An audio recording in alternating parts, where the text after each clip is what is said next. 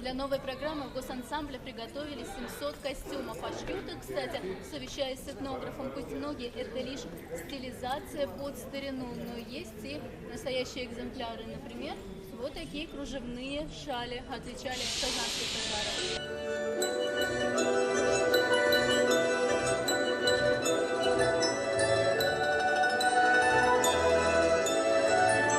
Национальные орнаменты на костюмы наносят вручную. Для публики каждая встреча с коллективом – настоящее буйство красок. И не догадаться по легким движениям артисток, как непросто они даются.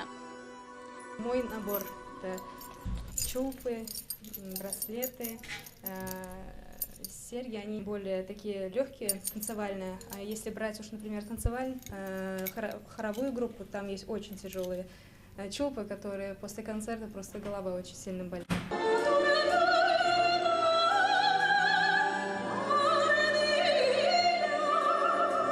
Скромный, опущенный вниз взгляд, полуулыбка – вот что отличает татарских девушек, говорят в коллективе аджигитов «Удель». Поэтому артистов госансамбля узнать всегда легко, не только по мастерству.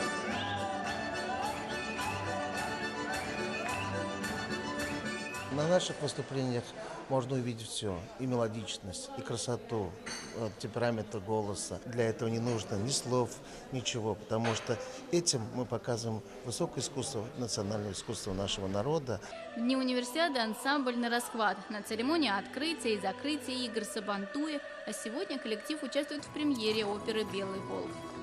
Маргарита Петрова, Владимир Юрков, ТНВ, Казань.